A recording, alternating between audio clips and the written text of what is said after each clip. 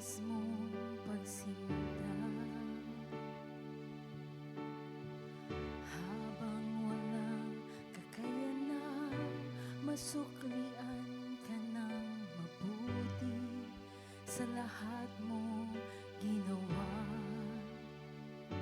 Niyakap mo ako sa aking karamihan, inibig mo ako nang di kayang tumbasan. O Diyos ng katarungan at katwiran na kahit minsa'y di nabahiran ang kabanalan, kaluwalhatian. Salamat sa sukdulang biyaya mo, O Diyos ng pag-ibig na mas malawak pa kaysa aking mga pagkakasala. Higit pa sa buhay ko, salamat sa sukdulang biyaya mo.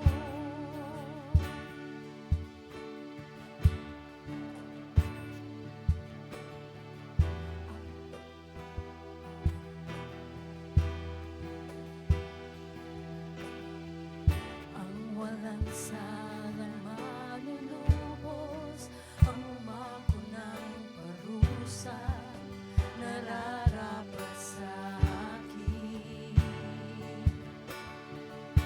Anong habag sa tulad ko, ikaw ang iyong katwiran na ako'y patawarin.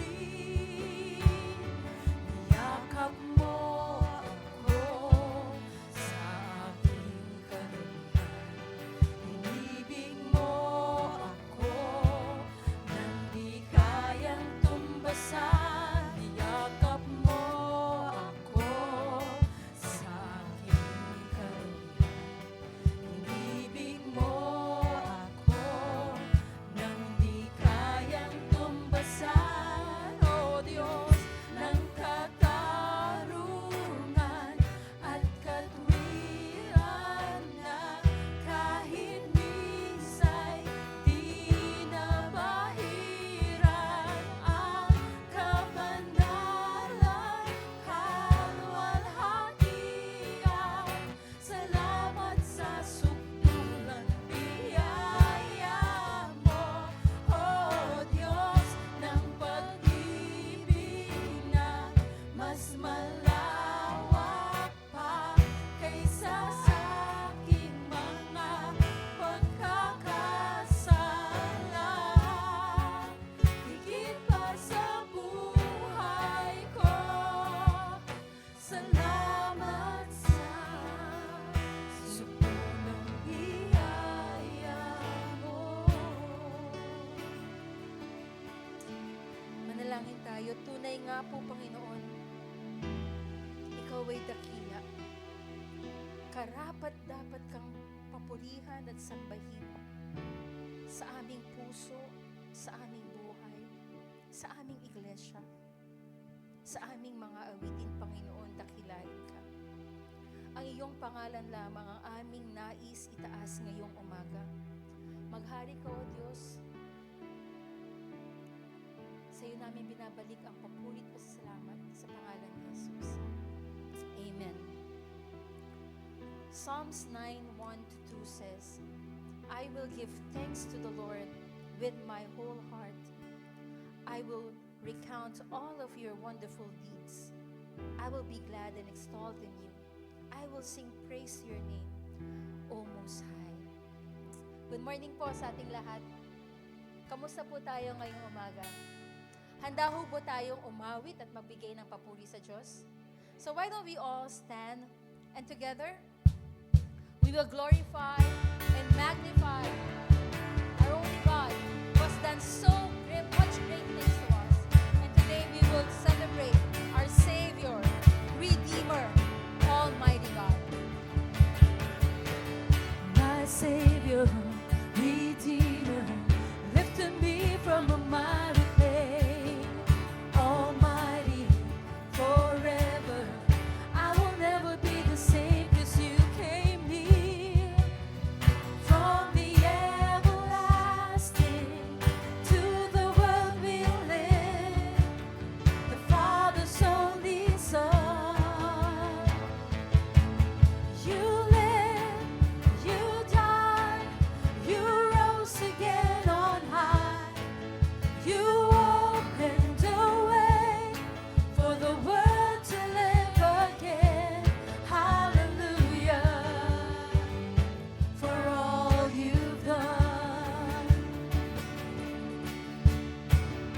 Declare it, my Savior, Redeemer, lifted me from a miry clay, Almighty, forever. I will never be the same, 'cause you came near. From the everlasting to the world we live, the Father's only Son. You live, you died, you rose again on high. You opened a way for the world to live again. Hallelujah. For all you've done, you live and you died. You live, you died, you rose again on high. You opened a way for the world to live again. Hallelujah. For all you've done. Hallelujah.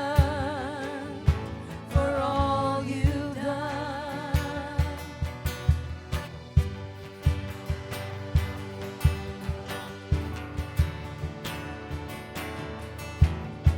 'Cause you came here, 'cause you came here from the everlasting to the world we live, the Father's only Son.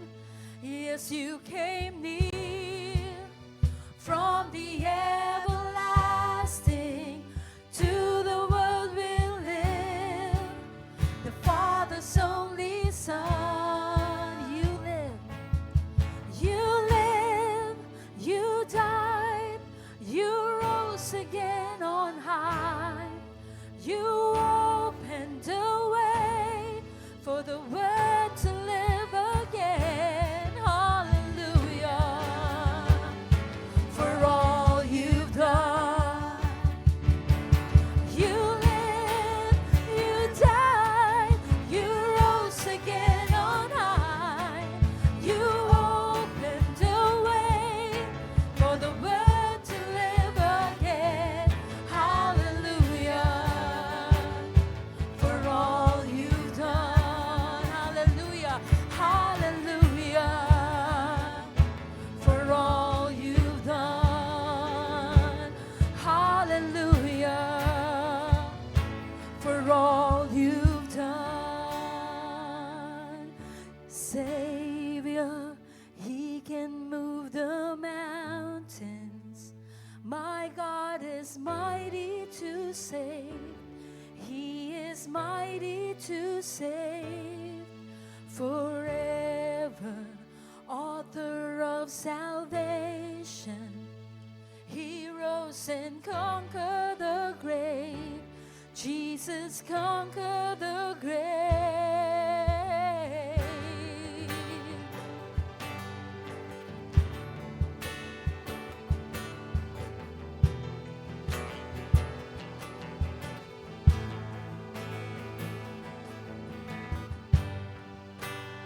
Everyone needs compassion, love that's never failing. Let mercy fall on me. Everyone needs forgiveness, the kindness of a Savior, the hope of nations. Savior, He can move the mountain. Savior, He can move the mountains. My God is mighty to save. He is mighty to save. Forever, author of salvation.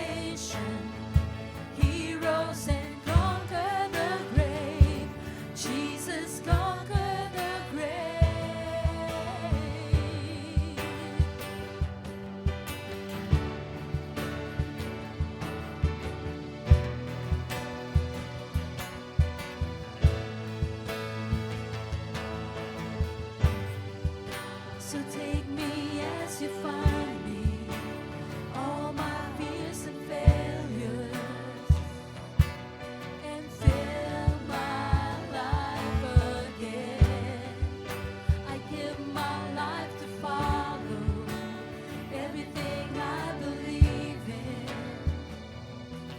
Now I surrender. I surrender. Savior, He can move the mountains. My God is mighty to save. He is mighty to save forever. Author of salvation, He rose and conquered the grave. Jesus conquered the grave. Savior, Savior, He can move the mountains. My God is mighty to save. He is mighty to save forever. Author of salvation, He rose and conquered the grave. Jesus conquered the grave. Shine your light. Shine your light and let the whole world see. We're singing for the glory of the risen King. Jesus, shine your light and let the whole world see. We're singing for the glory of the risen King, my Savior. Savior, He can move the mountains. My God is mighty to save. He is mighty to save forever. Author of salvation, He rose and conquered the grave. Jesus conquered the grave. Savior, He can move the mountains. My God is mighty to save. He is mighty to save forever. Author of salvation, He rose and conquered the grave. Jesus conquered the grave. Shine your light and let the whole world see. We're singing for the glory of the risen King. Jesus, shine your light and let the whole world see. We're singing for the glory of the risen King. Jesus, shine your light and let the whole world see. We're singing for the glory of the risen King. Jesus, shine your light and let the whole world see. We're singing for the glory of a risen King. Shine your light, Jesus, shine your light and let the whole world see. We're singing for the glory of the risen King. Jesus, shine your light and let the whole world see. We're singing for the glory of the risen King. Hallelujah. Lord, we declare your glory, our risen King, our Savior. Isaiah 52 verse 7 says, how beautiful on the mountains are the feet of those who bring good tidings, who proclaim salvation, who say to Zion, your God reigns.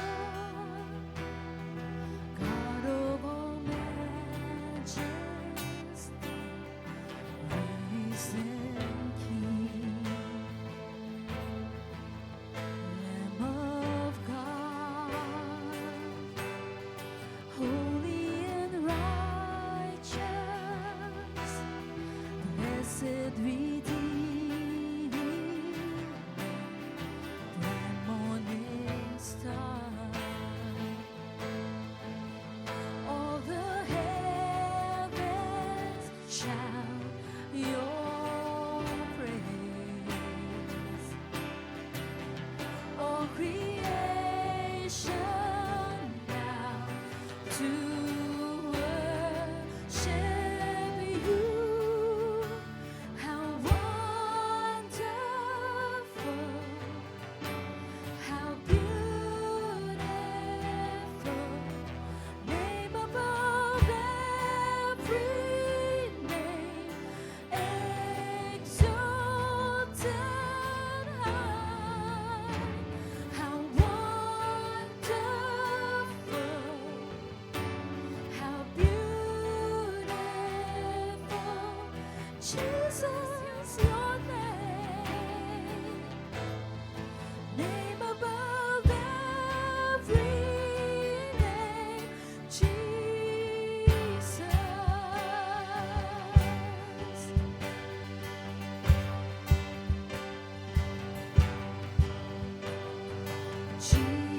Jesus,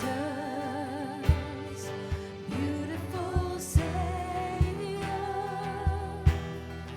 God of all majesty, risen King. All the heavens shout your praise. All creation bows to worship you. How wonderful, how beautiful, name above every name, exalted high. How wonderful, how beautiful, Jesus, your name above every name, Jesus.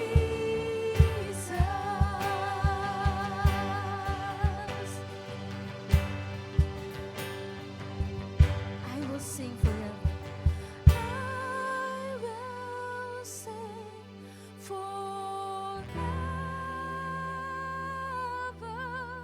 Jesus, I love you. Jesus, I love you. I will sing forever. Jesus, I love you. Jesus, I love you. How wonderful, how beautiful, name above every name, exalted high. How wonderful, how beautiful, Jesus, your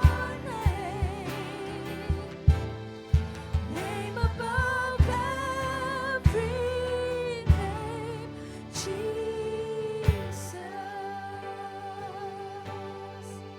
Indeed, O Lord, your name is wonderful. Your name is beautiful. And we can come before you this morning because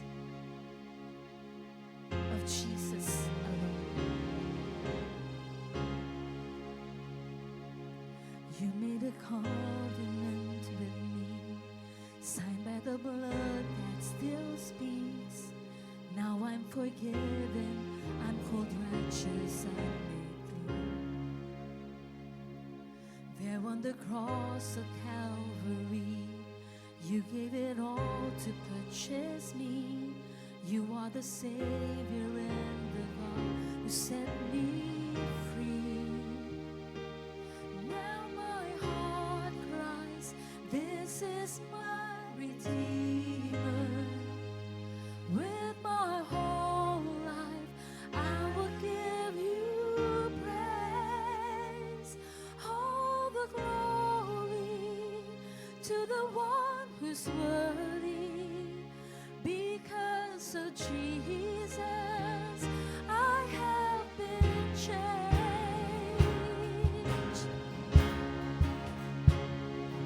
You made a way for me to enter into your holy place forever. And now I'm here and I am covered. I found peace. Yes, into your likeness you transform me, making me holy like you're holy. No longer I who lives, but Christ who lives in me. Now my heart cries, this is my Redeemer. With my whole life, I will give you praise. All the glory to the one who's worthy. Because of Jesus, I have been changed.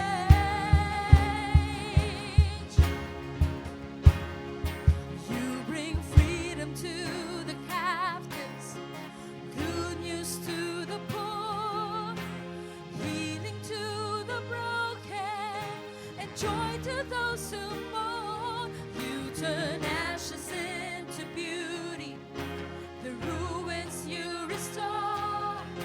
I am a testimony of the goodness of the Lord. You bring freedom to the captives, good news to the poor, healing to the broken, and joy to those who mourn. You turn ashes into beauty, the ruins you restore. I am a testimony of the goodness of the Lord. Now my heart cries, this is my Redeemer. With my whole life, I will give you praise. All the glory to the one who's worthy. Because of Jesus, I have been changed. Because of Jesus, I have been changed. Because of Jesus, I have been changed.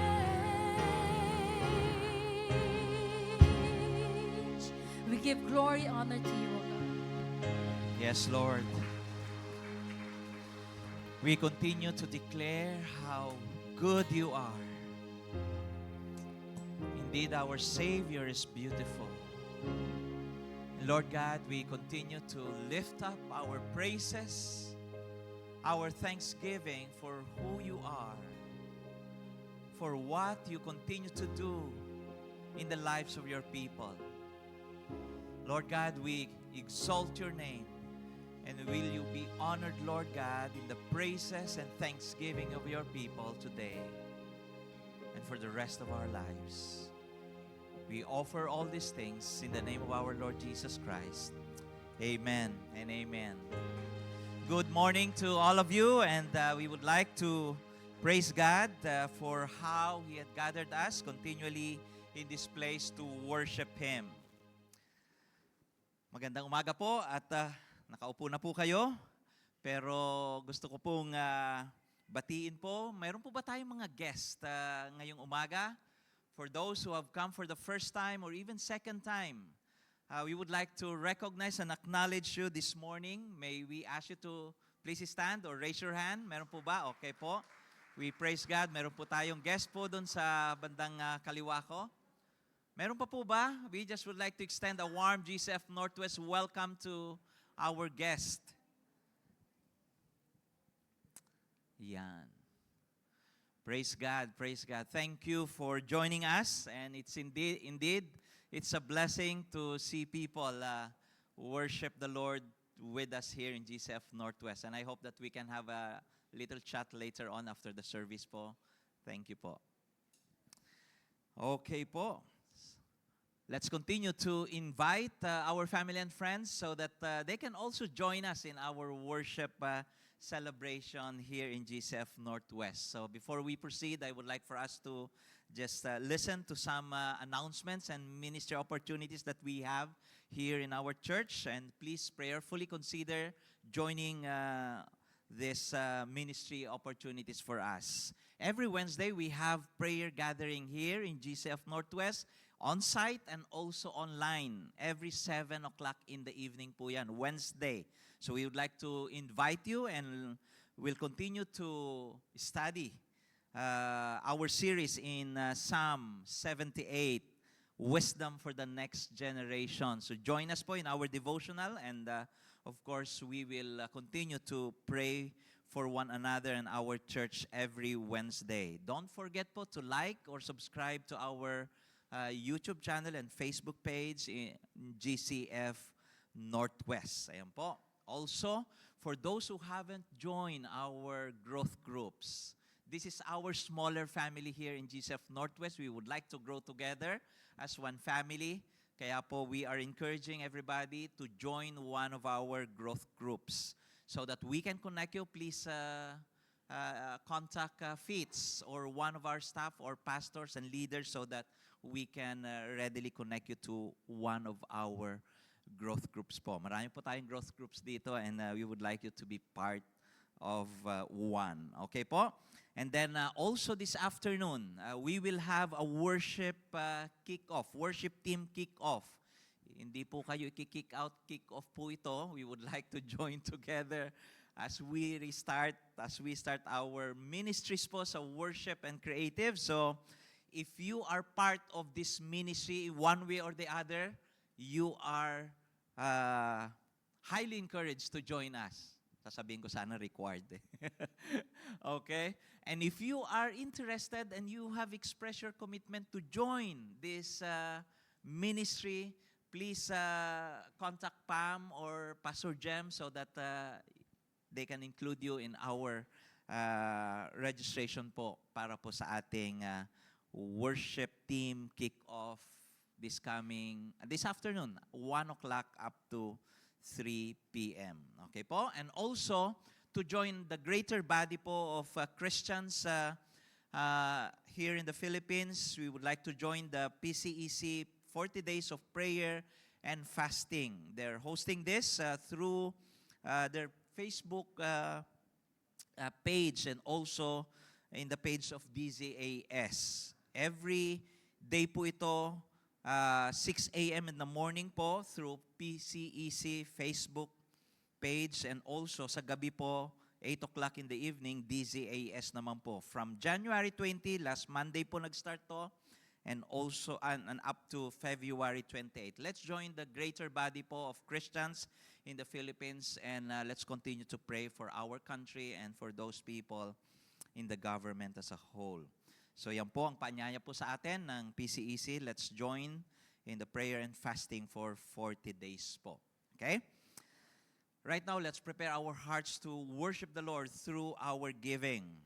And before we offer to the Lord and give what He has blessed us with, I would like for us to be reminded of the word of the Lord in 2 Corinthians chapter 9, verses 11 to 15. Sabi po rito, "You will be enriched in every way, to be generous in every way, which through us will produce thanksgiving to God.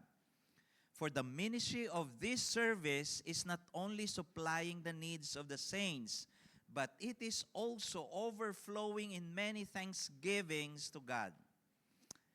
By their approval of this service, they will glorify God because of your submission that comes from your confession of the gospel of Christ and the generosity of your contribution for them and for all others, while they long for you and pray for you because of the surpassing grace of God upon you. Thanks be to God for His inexpressible gift." Ito pong passage na to ay sinulat po ni Apostol Pablo. He was encouraging and appealing to the brethren in Corinth Dahil po during this time, nagkaroon po ng great famine po sa Jerusalem. And the brethren or the church in Jerusalem were going through tough times in their lives. And the Apostle Paul wrote this to appeal that they would give and support the brethren in Jerusalem.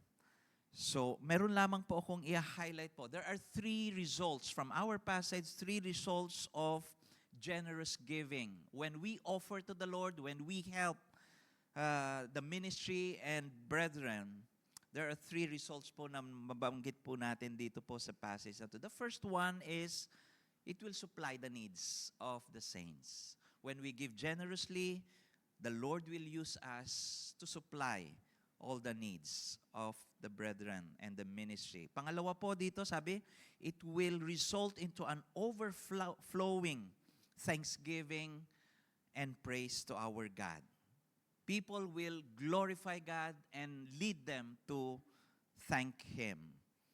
And thirdly, is that people will be encouraged to pray for you and for all of us as we continue to be part of offering and giving back to our God. Let's pray po.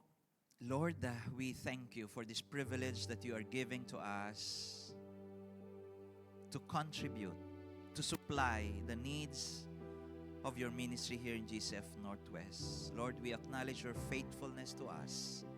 And right now, Lord God, thank you for giving us this opportunity to contribute, to offer to you our tithes and offering. We pray this in Jesus' name. Amen. The bank details are flashed on the screen if you prefer to give through bank transfer or e-wallet. And there are also offering boxes po by the side.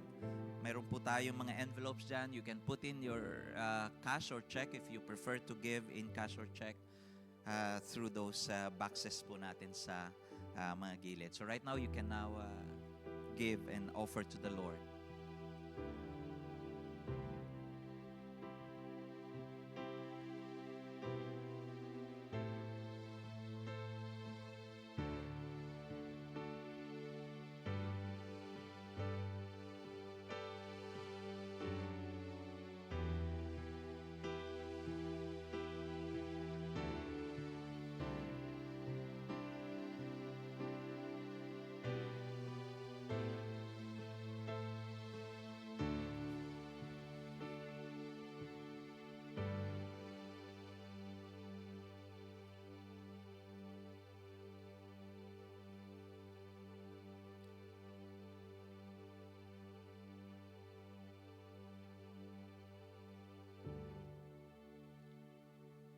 At this time, we would like to pray for our brothers and sisters with specific personal prayer requests.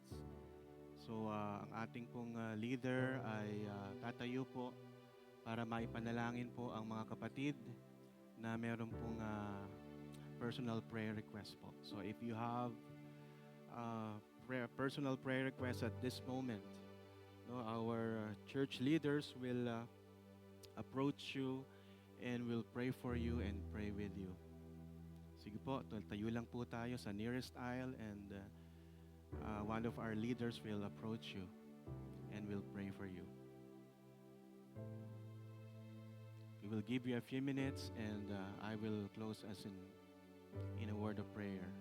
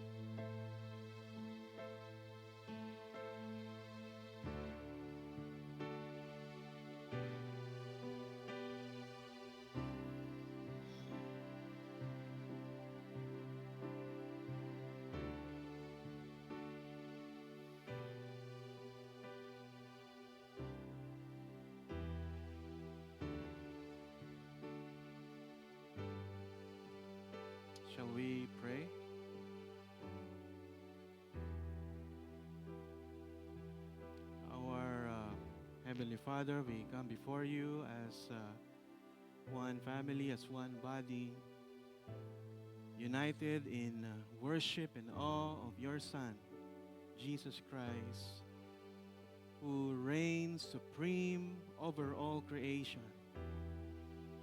Lord God, you made him the image of your Son, the image of the invisible God, the firstborn over all creation, and through him all things were made, and Jesus is before all things, and in him all things hold together. Lord Jesus, we exalt your name today, and we acknowledge, Lord God, that you, as the head of the church, the one who reconciled us to God by your sacrifice on the cross. You are the Alpha and the Omega. You are the beginning and the end.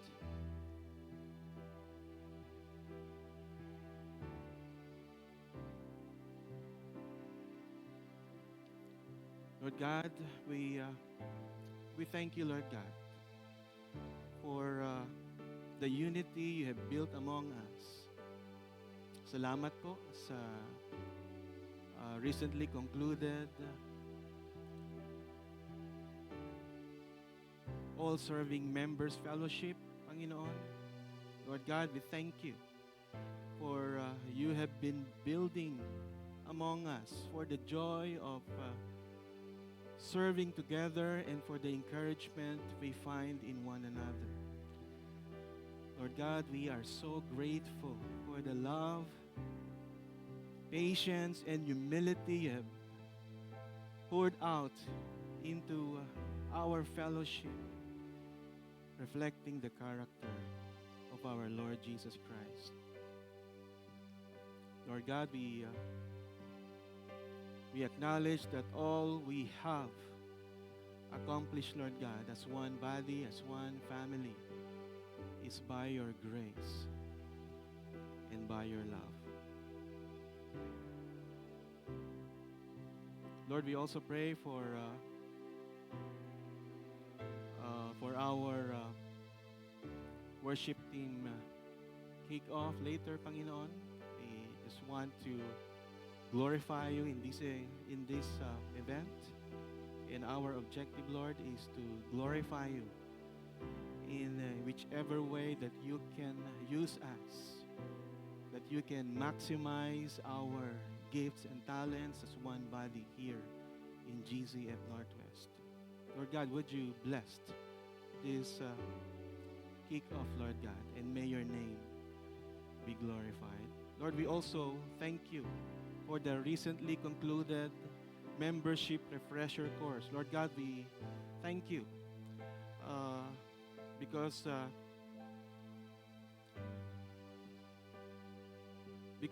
you are with us, Lord God, through this journey of teaching and guiding us in every session, and for deepening our understanding of what it means to be part of your body here in GCF Northwest. Lord, salamat po sa 7 mga kapatid namin, Panginoon, na naging bona fide member, Lord God, ng GCF Northwest. Would you bless them, Lord God? And would you allow us to share with them the journey of deepening our faith and relationship with you? And as we move forward, Lord God, help us to apply what we have learned, to love and serve one another with humility, and to continue to shine as witnesses of your grace in this world. Again, Lord God, we thank you for this privilege of praying for one another, and for the privilege of praying with our brothers and sisters in the Lord. Again, we give you all the glory and honor. This is our prayer in Jesus' name. Amen and amen.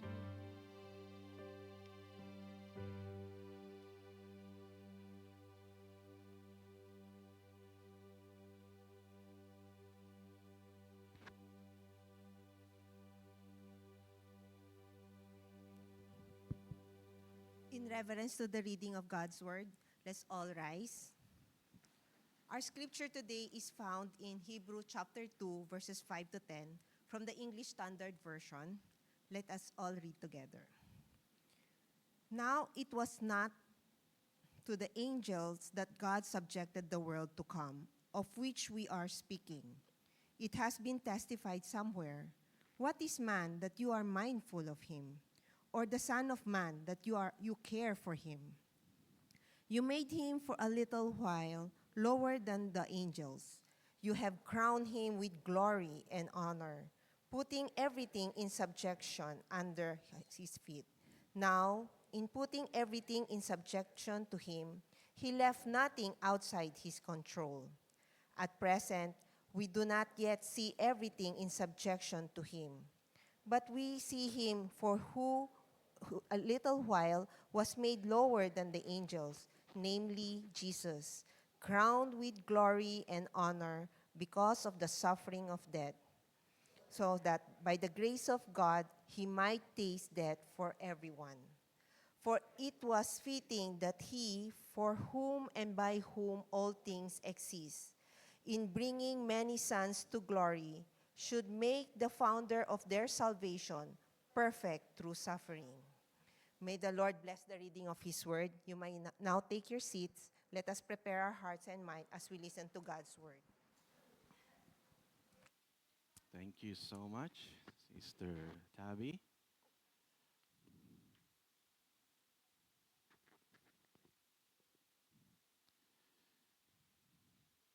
Good morning. Yan, magandang umaga po sa inyong lahat.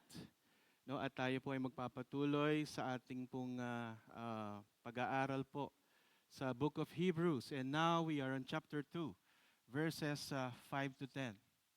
And my prayer this morning is that as we study this chapter, we will be reminded that Jesus Christ is the supreme over the angels. And the church, and that church must give you and me the confidence to face challenges with the assurance that God will enable us to withstand any pains and struggles because Jesus is supreme in everything. He knows what we are going through, and Jesus emerged victoriously in any challenges. So before I go on, shall we bow down our heads and let's pray. Lord God, ibukas mo po ang aming pag-iisip. Bukas mo, Panginoon, ang aming puso. And Banal na Espiritu, hayaan niyo po na lahat po ng maririnig naming salita na galing sa inyo ay iukit mo po sa aming mga puso't isipan.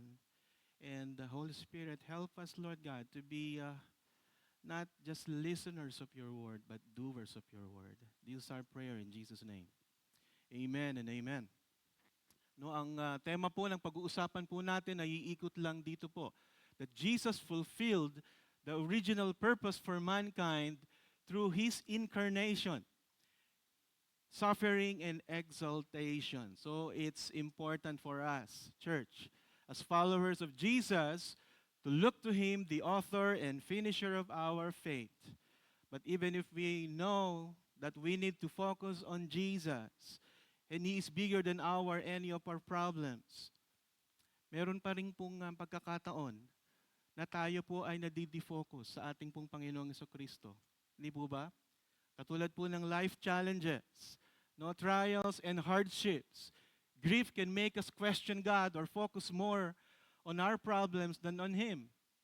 Our busyness, being overwhelmed with responsibilities sa ating pong trabaho, maybe, pamilya, at kung kayo po ay estudyante sa inyong pong pag-aaral, no, and it can leave us little room for us, no, to spend our time with the Lord. And also, sin. Guilt and shame from unresolved sin can create a barrier between us and God. How about spiritual neglect? No, lack of prayer or meditating God's word can lead us to disconnection from Jesus. And also false teaching. misunderstanding of God's words. Believing a wrong doctrine can distort a person's understanding or can distort us, no, in our understanding of Jesus. How about doubts and confusion? Nakakaramdam po ba tayo ng doubts and confusion?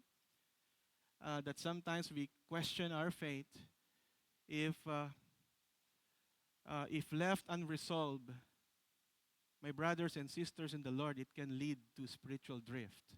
Kagaya po ng napag-usapan natin nung last time with Pastor Jerry, the dangers of spiritual drift. No, and also attacks from the enemy. Satan used lies, fears, and discouragement to pull you away from the Lord. And lastly, pride and self-reliance. Forgetting to depend on God in favor of trusting our own abilities, or we think that our own efforts are sufficient without God. That is very dangerous.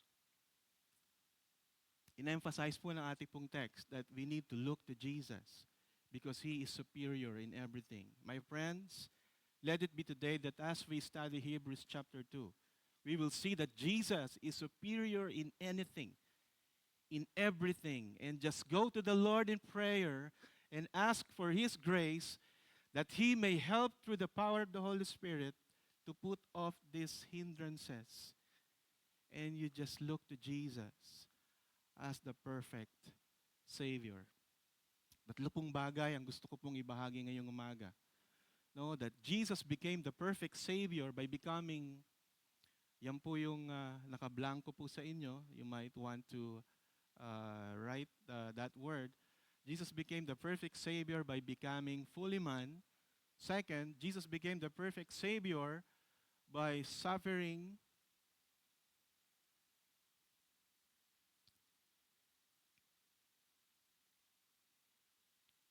by becoming fully man. O, mamaya na po yung pangalawa para makinig po kayo. Okay lang? Okay. Sige po. Jesus became the perfect Savior by becoming fully man. Makikita po natin yan sa verses 5 to 7. And our first principle this morning is God meets us where we are to accomplish His redemptive purposes. God meets us where we are to accomplish His redemptive purposes. In verse 5, we can see that God's plan is for humanity through Jesus Christ and not to angels. It says here, for it was not to angels that God subjected the world to come, of which we are speaking. So in this verse, the author clarifies that God's ultimate plan for the world to come, the future kingdom He has prepared, is not meant for angels.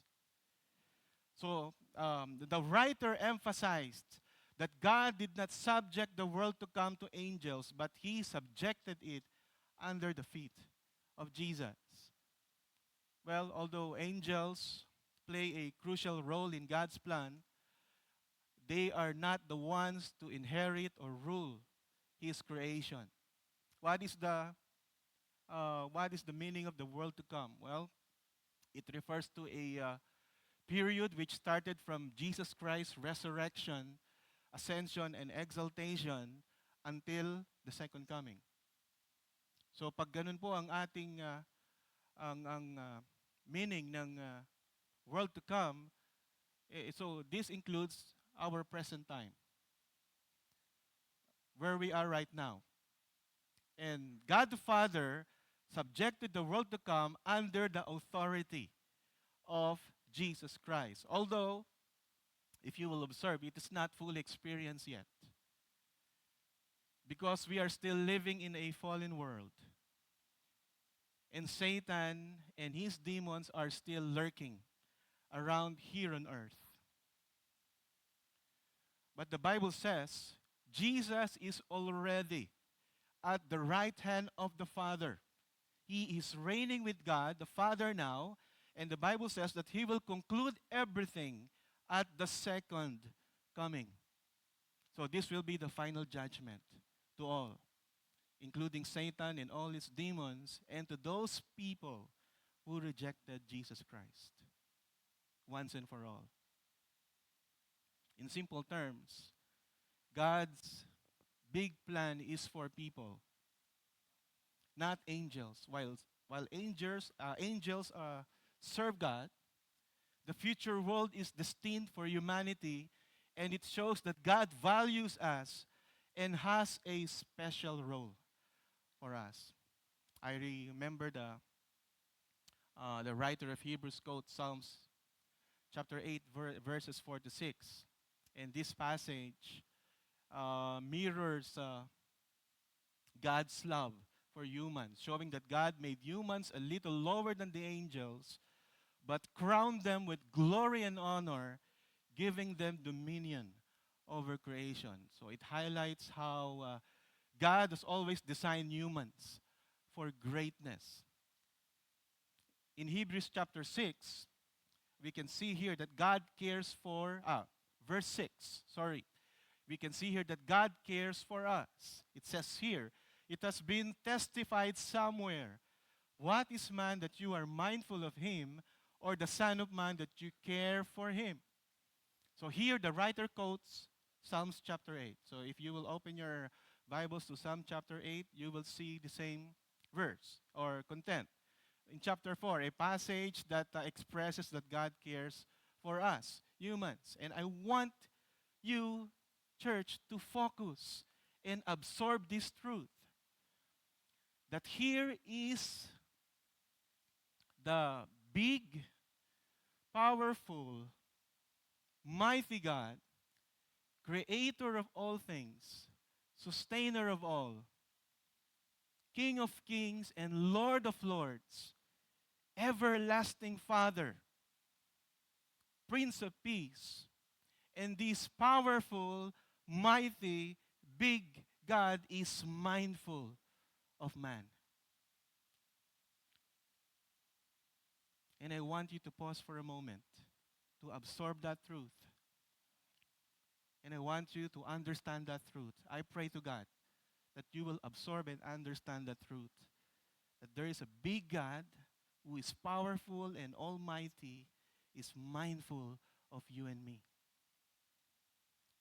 For me personally, I cannot comprehend how a mighty, powerful God is mindful to a creature like me. Sinner, fallen, broken, stubborn. I cannot comprehend that. Pero yun po yung sinabi po ng Biblia. Despite the vastness of His creation, the psalmist asks, why would God, the creator of everything, pay attention to you and me? Well, it's a beautiful, humbling reminder for us that despite our smallness in the grand schemes of things, God values us and cares deeply for you and me. Amen?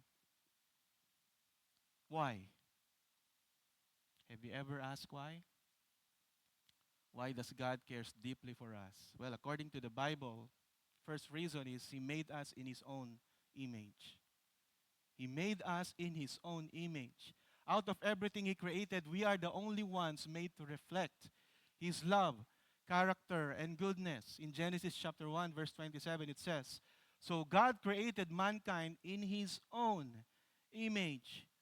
So in layman's term or in simple words, you are not an accident or just another creation. God made you and me with a special purpose. And what is that purpose? To worship Him forever. To worship Him forever. And second reason is that He appointed us to rule over His creation. So even though we are small compared to the universe, God trusts us to take care of His creation. And lastly, we are the focus. Listen, we are the focus of His redemptive plan. Humans, we are the focus of His redemptive plan. No, God is mindful of us because we are the object of His redemptive plan through our Lord Jesus Christ. Though mankind fell into sin, God's plan centers on redeeming us through the perfect Savior, our Lord Jesus Christ. Psalms 8, verses 3 and 4. When I look at the heavens, the work of your fingers, the moon and the stars, what is mankind that you are mindful of them?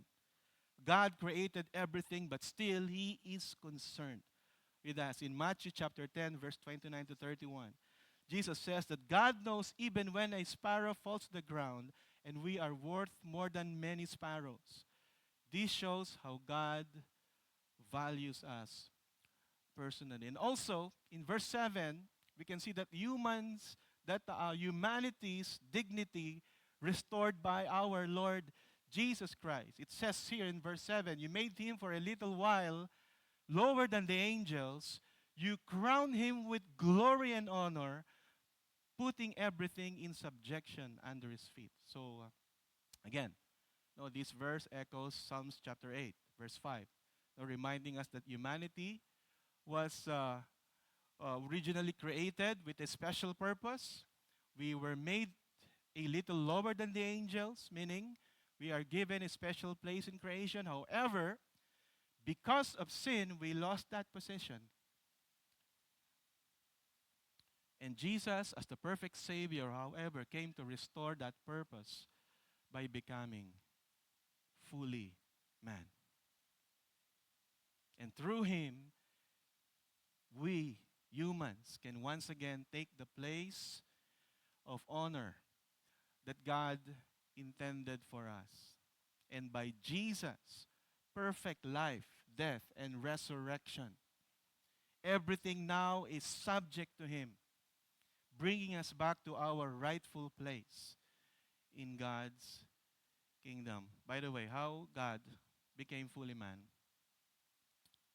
Paano po siya naging tao? And according to the Bible in John chapter 1:14, and the Word became flesh and dwelt among us, and we have seen His glory, glory as of the only Son from the Father, full of grace and truth.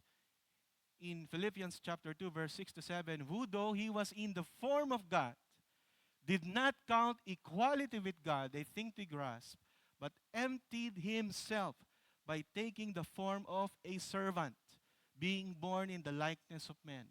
He emptied Himself. Hindi po niya inabando niya yung kanyang pagka-Diyos. Hindi po pwede yun because yun po yung kanyang being. But ang sabi dito, He emptied Himself. Ano po yung tinanggal niya po sa kanyang sarili? Yung kanyang glory. Ang sabi po dito, by taking the form of a servant, being born in the likeness of men. So Jesus became the perfect Savior by becoming fully man. He did this to restore our lost honor and dignity, to fulfill the purpose we were created for, and to bring us back to Jesus, to God, once again. So God's plan from the beginning was always about humanity. And Jesus, as the perfect Savior, made it possible for us to once again live in the fullness of what God intended it through Jesus Christ. Church, listen. Jesus can reach us even in the deepest, darkest pit. Jesus can reach us even in the deepest, darkest pit. Are you in a deepest, darkest pit right now? And all you can see is the darkness of pain, betrayal, broken relationship, loneliness.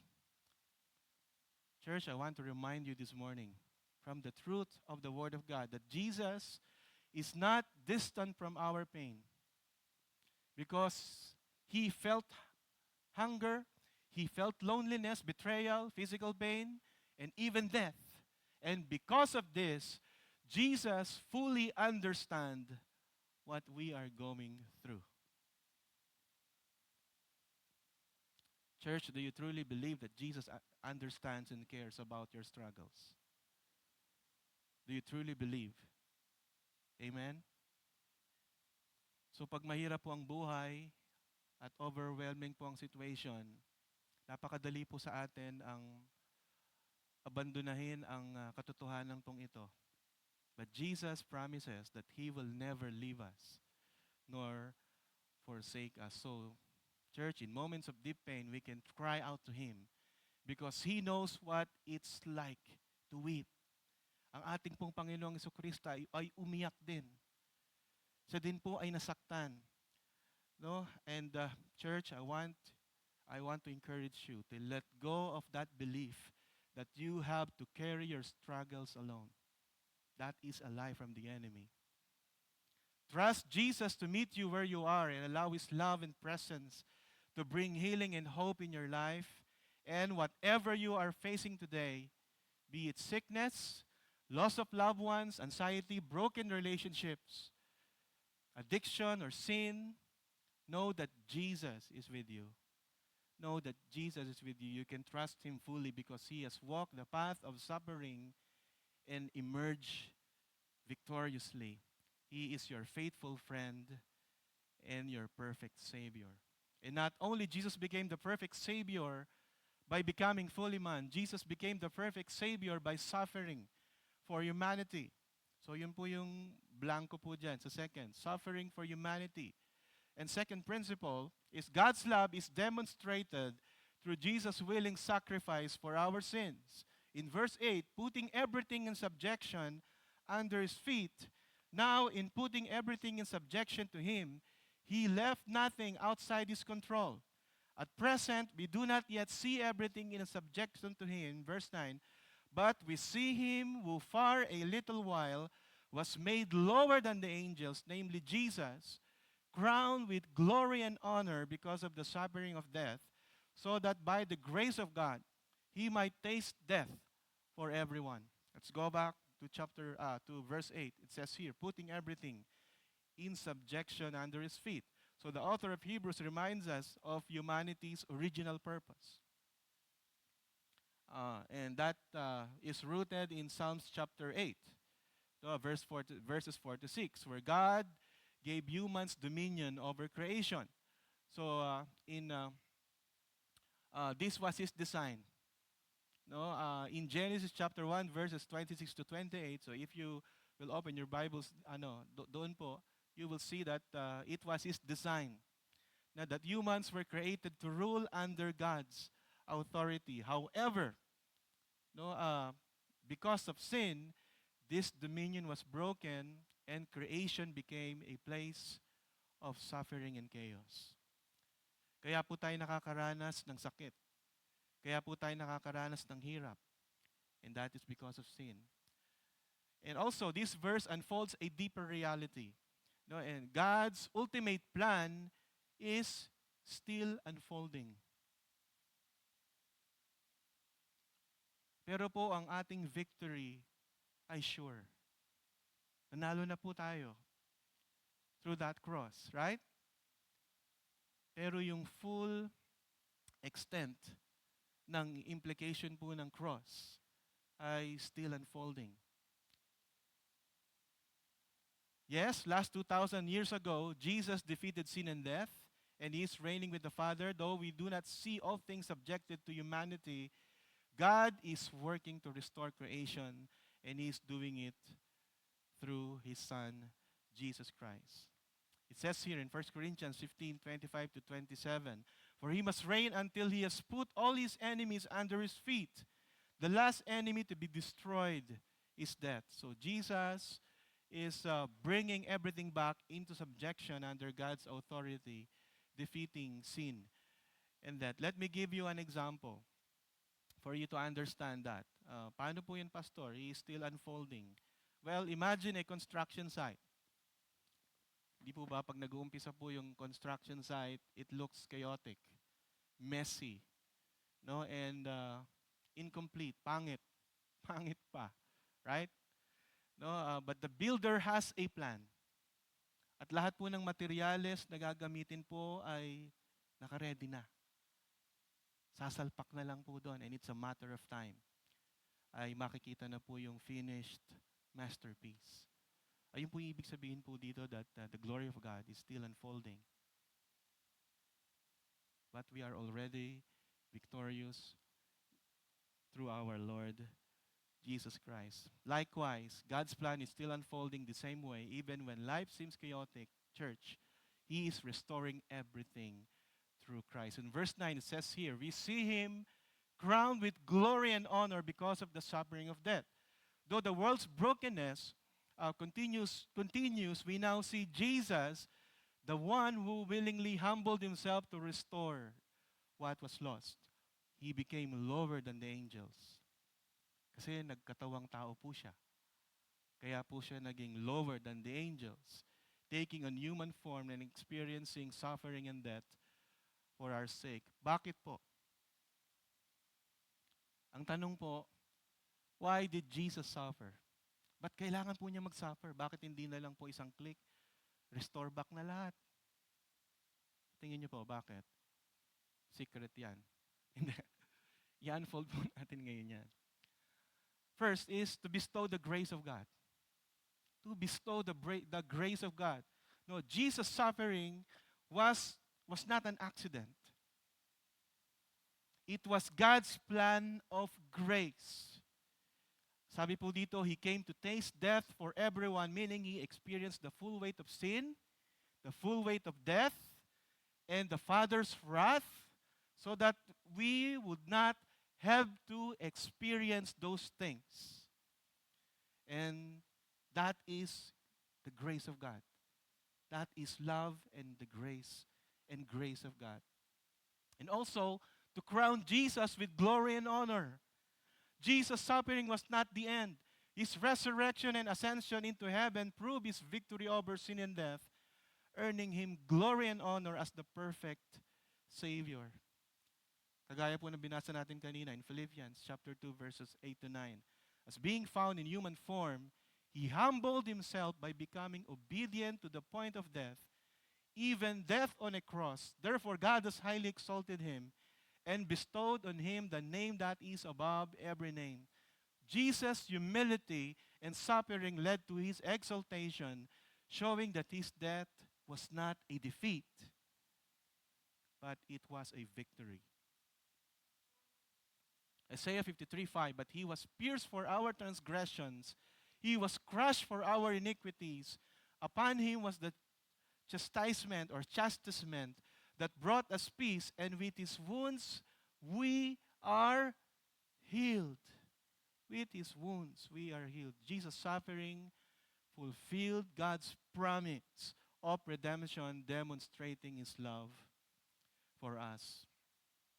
So Jesus' suffering and death are the ultimate proof of God's love for us. I will repeat that.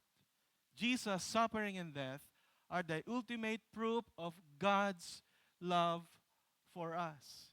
Hindi lang po siya nakisimpatize sa atin, sa ating pong nararamdaman. No, hindi lang po siya nakisimpatya. He entered into it. He emptied Himself and became fully man.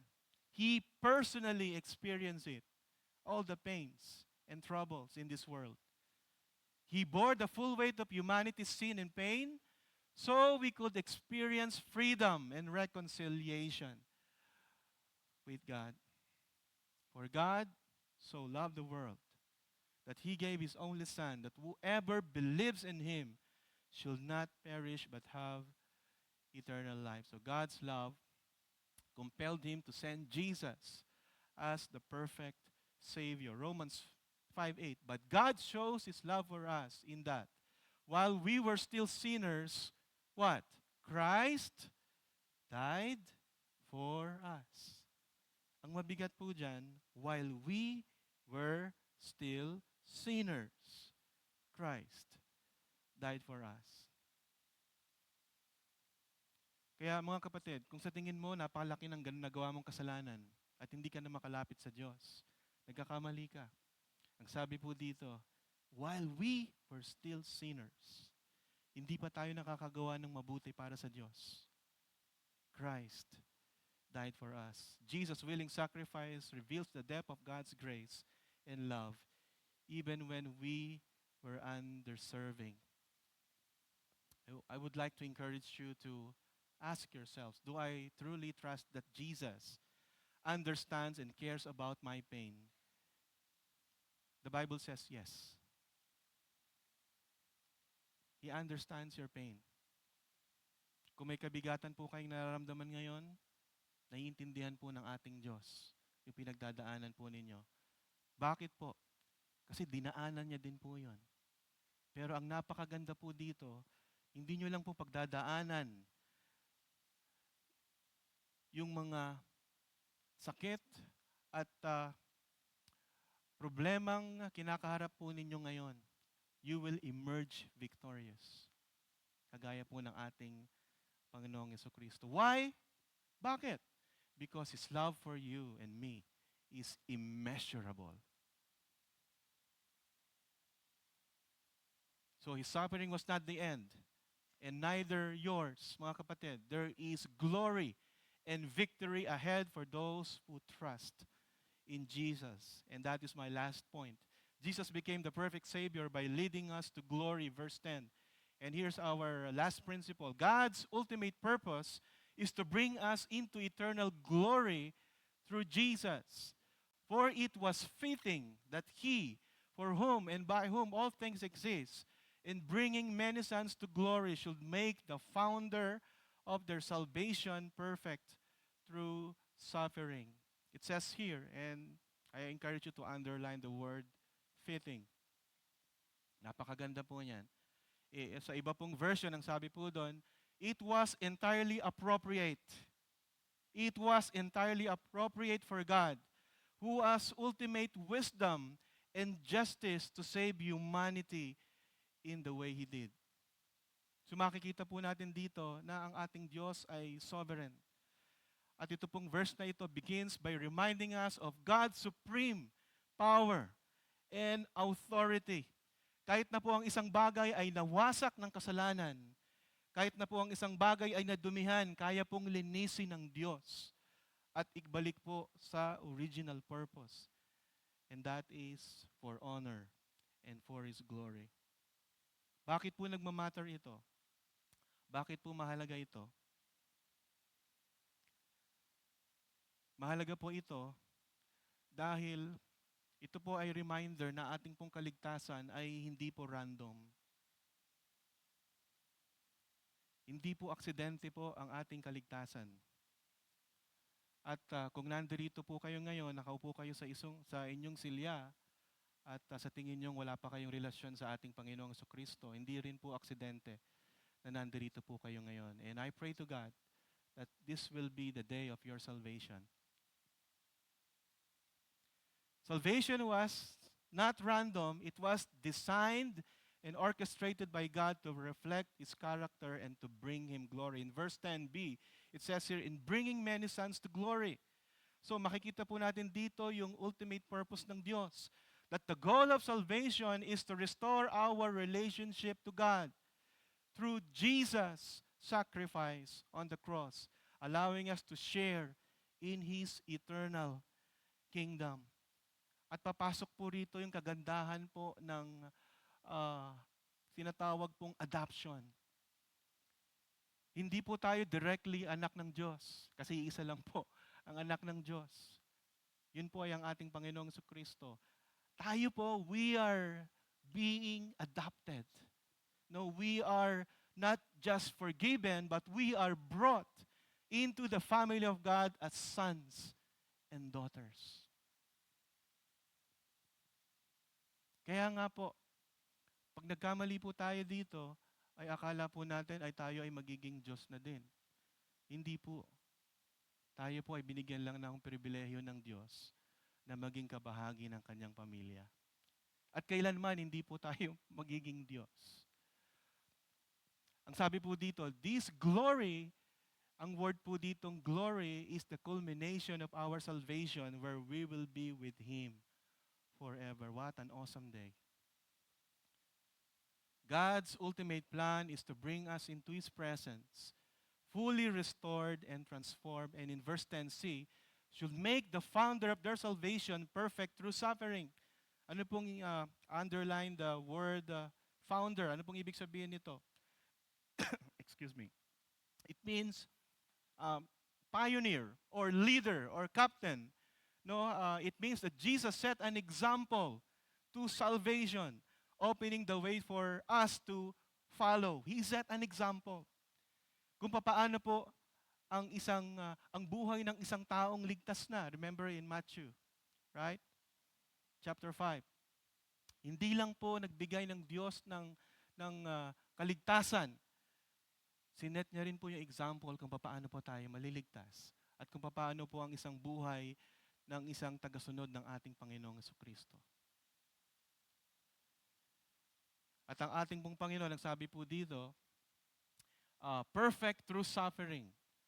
So, would like to clarify that Jesus' suffering did not mean that He was imperfect before. Okay po? No, rather, His suffering fully equipped Him to be the perfect Savior. Kasi kailangan niya pong pagdaanan. Yung suffering, kailangan niya pong pagdaanan na siya po ay maging tao. Kailangan po may representative ang humanity dahil wala pong nakagawa nun. Ang ating pong mga ninuno ay nahulog sa kasalanan. Kaya nga po ang sabi ng Bible, He is the second Adam. And through Him and by Him ay magkakaroon po tayo ng pag-asa at kaligtasan. By experiencing humanity's pain, He became the ultimate representative and mediator for us. Church, how do we respond as believers in Christ? How do we respond? We are called to trust in God's plan even when it involves pain and suffering. Just as Jesus endured suffering to bring us to glory, our struggles can have a purpose in God's greater plan. Are you experiencing suffering and pain today? Ang sabi po ng Bible, magtiis lang po tayo sa Panginoon. Ganun po talaga. Because ang ginagalawan po natin ay fallen, evil. Hindi ba po napaperfect yung glory ng Panginoon? It's still unfolding. But ang panawagan po sa atin is to withstand everything, knowing that Jesus is supreme in everything. And I would like to encourage you na magawa po natin itong tatlong bagay pong ito. So Jesus became the perfect Savior by becoming fully man. Jesus became the perfect Savior by suffering for humanity. Jesus became the perfect Savior by leading us to glory. And here is I have three practical application po. Number 1, live life with humility. Live life with humility. You treat others with kindness and respect, knowing that everything we have came from God. Second, take up your cross willingly. Accept challenges and sacrifices as part of your obedience to Jesus. Kailangan pa po bang i-memorize yan? Sabi ng Panginoon. As we obey Jesus, kasama po ang pagbuhat po ng ating cross. And lastly, in everything, give God the glory. Let all our actions and words point back to Jesus' goodness and greatness. Let us pray. Lord God, salamat po for speaking to us today. And as we leave this place, Lord God, I pray that your Holy Spirit will engrave it to our hearts. Lahat po ng mga katotohanan na narinig po namin patungkol sa aming Panginoong Jesucristo, that He is the perfect Savior because by becoming fully man, He is the perfect Savior by suffering for us. And He is the perfect Savior that leads us to glory. And as we respond to Him today, ay pakinggan po natin ang awitin po na patungkol sa ating Panginoong Jesucristo, and just ponder upon how supreme our Lord Jesus is.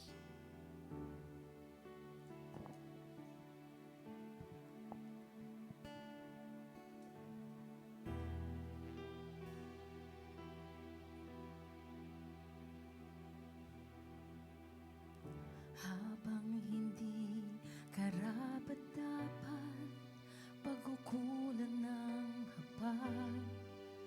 wagas mo pagsinta. Habang walang kakayanan, masuklian ka ng mabuti sa lahat mo ginawa. Niyakap mo ako sa aking karumihan. Inibig mo ako nang di kayang tumbasan. O Diyos ng katarungan at katwiran na kahit minsan di nabahiran ang kabanalan, kaluwalhatian. Salamat sa sukdulang biyaya mo, O Diyos ng pag-ibig na mas malawak pa kaysa aking mga pagkakasala. Higit pa sa buhay ko, salamat sa sukdulang biyaya mo.